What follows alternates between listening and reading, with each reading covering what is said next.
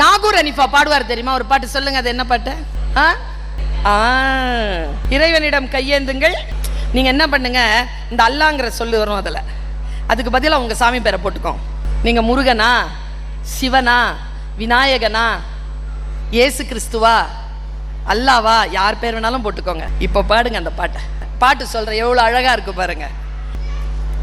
இறைவனிடம் கையேந்துங்கள், அவன் இல்லை என்று சொல்வதே இல்லை. பொறுமையுடன் கேட்டு பாருங்கள், அவன் பொக்கிஷத்தை மூடுவதே இல்லை. இல்லை என்று சொல்லும் மனம் இல்லாதவன், ஈடு இணை இல்லாத கருணை உள்ளவன், அல்லல் பட்டு எழும் குரலை கேட்கின்றவன், எண்ணங்களை இதயங்களை பார்க்கின்றவன், தேடும் நேயர் நெஞ்சங்களில் குடியிருப்பவன், தேடாத மனிதருக்கும் உணவளிப்பவன், அலை முழங்கும் கடல் படைத்த அழகு பார்ப்பவன், மலையின் மீதும் ஆட்சி செய்பவன். இறைவனிடம் கையேந்துங்கள், அவன் இல்லை என்று சொல்வதே இல்லை. அவனிடத்தில் குறையனைத்தும் சொல்லி காட்டுங்கள், அன்பு நோக்கு தருக என்று அழுது கேளுங்கள். நாம இசையில் அப்படி கடந்து போயிடுறோங்க.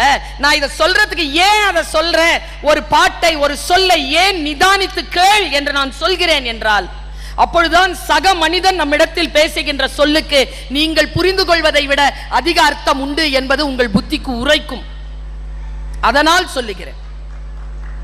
பல நேரங்களில் புரியறதே இல்லையே. எங்க 2 நாளா ரொம்ப கால் வலிக்குதுங்க. எவ்வளவு நாள் சொல்லியிருப்பா உங்க வீட்டுக்காரம்மா உங்ககிட்ட? 50 வயசு ஆயிடுச்சுல, அப்படிதான் இருக்கும். போறீங்க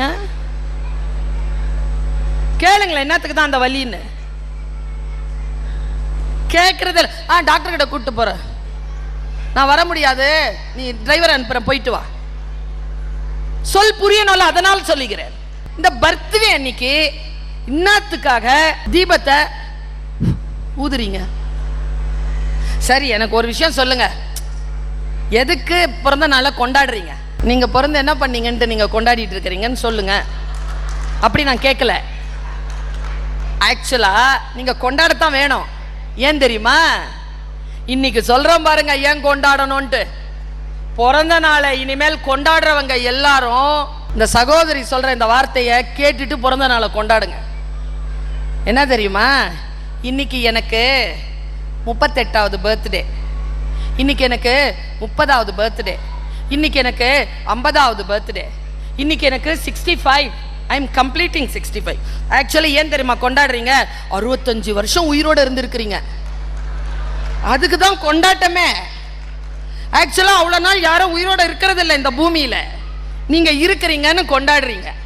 வாழ்ந்த காலத்தை தான் கொண்டாடுகிறீர்கள், அதற்குத்தான் பிறந்த நாள் திருவிழா. இது எத்தனை பேருக்கு தெரியுது? நீராறும் கடல் உடுத்த மாதிரி நமக்கு தெரிறதே இல்லை, விட்டுறோம். சொற்களை நீங்கள் புரிந்து கொண்டால், ஒரு குறளை புரிந்து கொண்டால் போதும். பாரதியின் ஒரு பாட்டு, திருக்குரானின் ஒரு வசனம், பைபிளின் ஒரு வசனம், தேவாரத்தில் இருக்கும் ஒரு திருப்பதிகம், ஒரே ஒரு வார்த்தைங்க. அப்பர் சுவாமிகள் சொல்றாருங்க, கண்டறியாதன கண்டேன்னு ஒரு பதிகம் இருக்கு. முடிஞ்சா இன்னைக்கு படிச்சிருங்க, ஜாதி மத பேதம் இல்லாம படிங்க.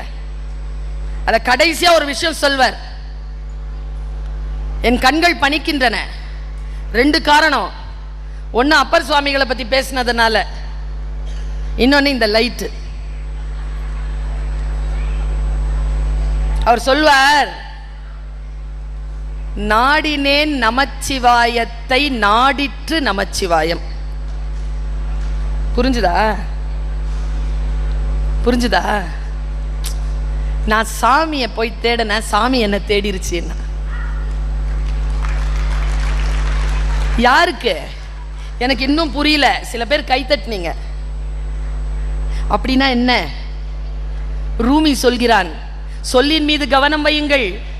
தமிழ் என்பது என்ன தெரியுமா? எல்லாம் மந்திர சொற்கள். தமிழ்ல இருக்கிறது எல்லாம் மந்திர சொல். சரியா சொல்லணும், சரியா புரியணும். இதை சொல்கிறார் ரூமி, சொல்கிறார், தொழுகையில் சில வினாடிகள் தொழுகை நிகழ்ந்து விட்டதுங்கிறார். தொழுகை நேரத்துல எல்லாம் தொழுகை நிகழாது. ஒரு வினாடியில கனெக்ட் ஆகும் பாருங்க இறைவனோட. அந்த கனெக்ஷன் நிகழும் பொழுது அது நம்மளோட சேர்ந்துருங்கிற. ஜாதி மத பேதம் இல்லாமல் எல்லோரும் சொல்கிறார்கள் இந்த உணர்வை. ஒண்ணும் இல்ல, ஜாதி மத பேதம் இல்லாமல் நான் ஆன்மீகத்தில் நாட்டம் கொண்டவள், நான் பக்தி கொண்டவள், நான் இறை நம்பிக்கை கொண்டவள். அதனால் சொல்லுகிறேன், உங்கள் வீட்டு குழந்தைகள் எந்த மதத்தை சார்ந்தவர்களாக இருந்தாலும் அந்த மதத்தில் சொல்லப்பட்டிருக்கக்கூடிய விழுமியங்களை அறங்களை அவர்களுக்கு 10-12 வயதிலேயே சொல்லிக் கொடுத்து விடுங்கள். அந்த ஒழுக்கமாக இருக்கக்கூடிய ஒரு அலைன்மெண்ட் நமக்கு வரும். என்ன தெரியுமா, மைண்ட் கண்டிஷனிங்னு பேர் அதுக்கு. நம்ம மைண்டை நம்ம கண்டிஷன் பண்ணி வச்சிருக்கோம். இப்போ நான் உங்க மைண்டை கண்டிஷன் பண்றேன் பாருங்க. என்னோட இருக்கிறீங்களா? என் பேச்சோட இருக்கிறீங்களா?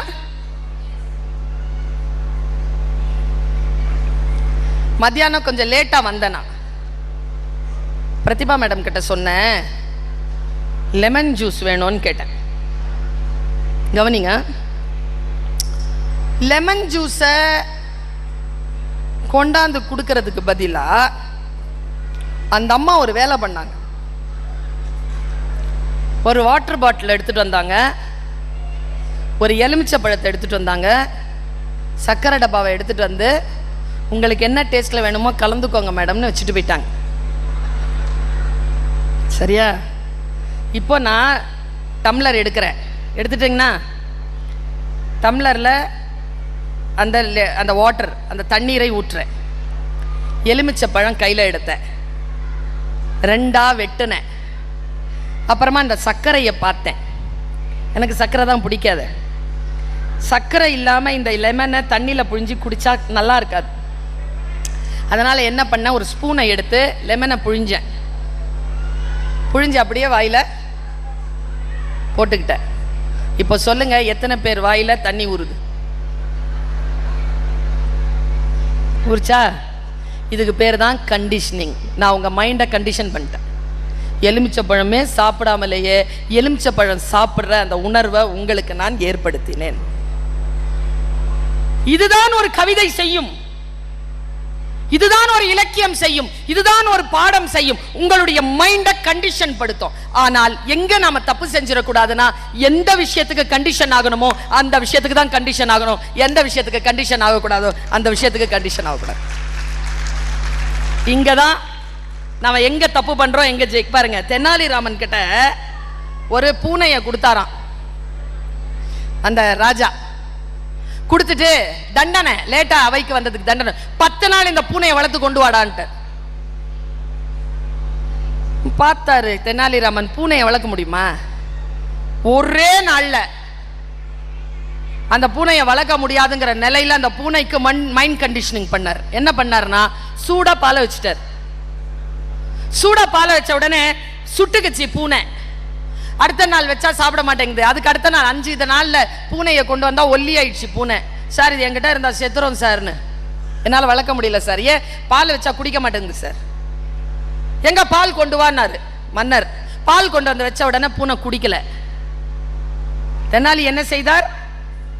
பூனையினுடைய மனதை கண்டிஷன் செய்தார். நான் பல மீட்டிங்ல சொல்றேன் இத.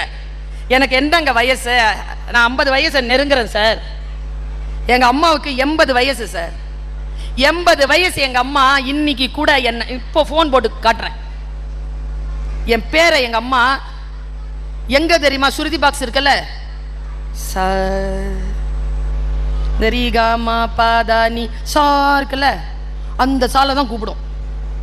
சுல்தானா ஏன் போன் பண்ணல? 2 மிஸ்டு கால் கொடுத்துருக்கேன். இப்படிதான் கேட்கும் எங்க அம்மா. நான் எந்த கட்டையில பேசுவேன் தெரியுமா? அம்மா வேலையா இருந்துட்டு. இதுவே நான் 8 கட்டையில சொல்லன்னு வச்சுக்கங்க. சின்ன வயசுல இருந்தே எனக்கு பயிற்சி இது.